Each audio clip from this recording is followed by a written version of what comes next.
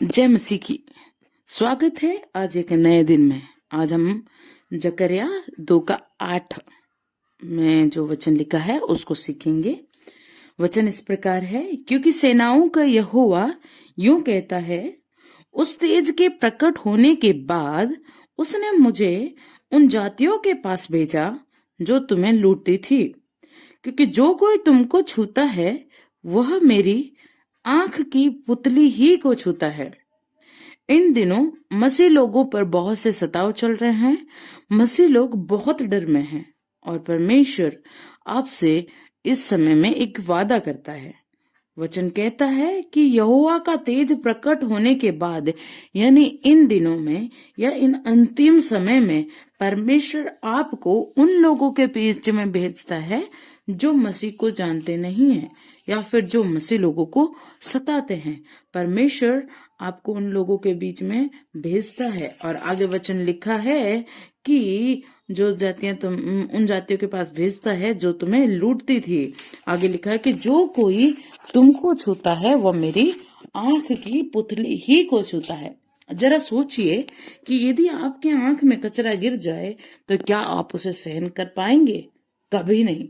आप अपनी आंख में गिरे हुए कचरे को मसल कर निकाल कर फेंक देते हैं।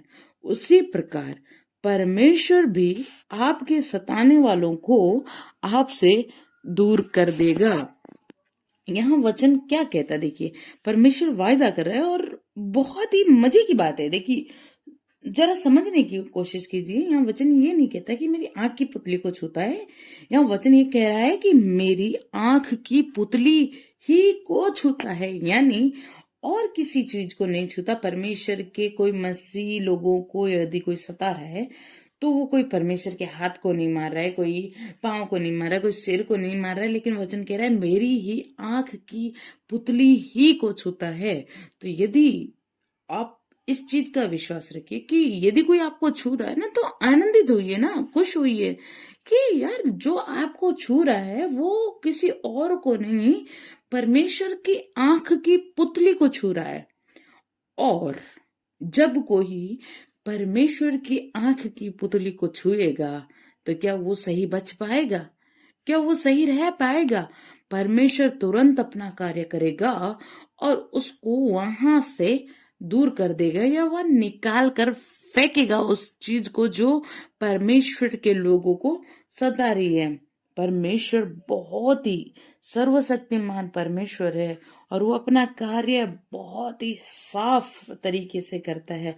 उसे किसी चीज को बार बार करने की जरूरत नहीं है। वो एक ही बार में उस चीज को आपसे दूर कर देगा। लेकिन मेरे बहनों और भाइयों, हम पापी थे। जब हम पापी थे, हम मसीह को नहीं जानते थे, तब मसीह हमारे लिए मरा और हमने उस सच्चाई को जाना और ग्रहण किया। तो ये समय है कि जो लोग आपको सता रहे हैं, आप उनके लिए प्रार्थना करें और परमेश्वर से उसके लिए माफी मांगे कि परमेश्वर आप इन लोगों को क्षमा करें, क्योंकि ये लोग नहीं जानते हैं कि ये किसको सता रहे हैं या क्या कर रहे हैं ना। उनके लिए प्रार्थना करें और प्रार्थना करें कि प्रभु आप उन्हें मन फिराव का मौका दे और परमेश्वर से अपने लिए सामर्थ्य मांगे, क्योंकि इस अंतिम समय में बहुत सारे ऐसे लोग हैं जो इस सताव से डर कर मुड़ जाएंगे और परमेश्वर को छोड़कर दूसरे देवी देवताओं के पीछे चले जाएंगे। लेकिन वचन कहता है कि आप परमेश्वर से सामर्थ्य मांगे, वो आपके साथ रहेगा। वचन कहता है कि धन्य हो आप जो मसीह के नाम पर सताए जाते हो। यहाँ वचन और आपकी निंदा की जाती है, लोग आपको सता रहे हैं, इसमें आपको डरना नहीं है, परंतु परमेश्वर में आनंदित होना है।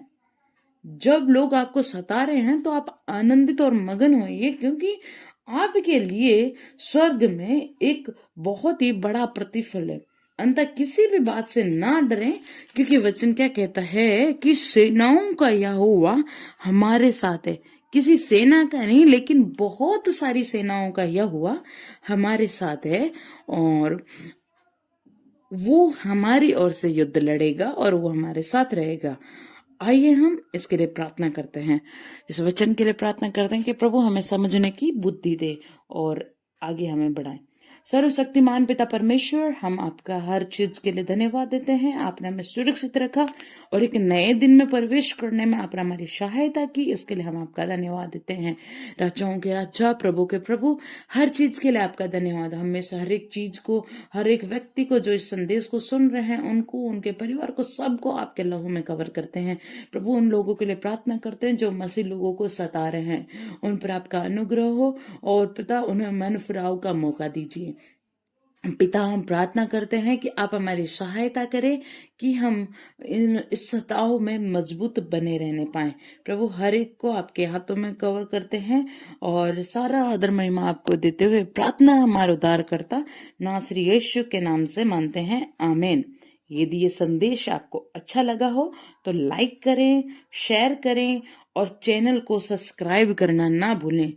और यदि आप चाहते हैं कि हम आपके लिए प्रार्थना करें तो आप हमें कमेंट बॉक्स में बता सकते हैं। प्रभु आप सबको आशीष दे। सभी को जय मसीह की। फिर मिलेंगे एक नए वचन के साथ। तब तक के लिए अपने आप को परमेश्वर में मजबूत बनाए रखें। आमीन।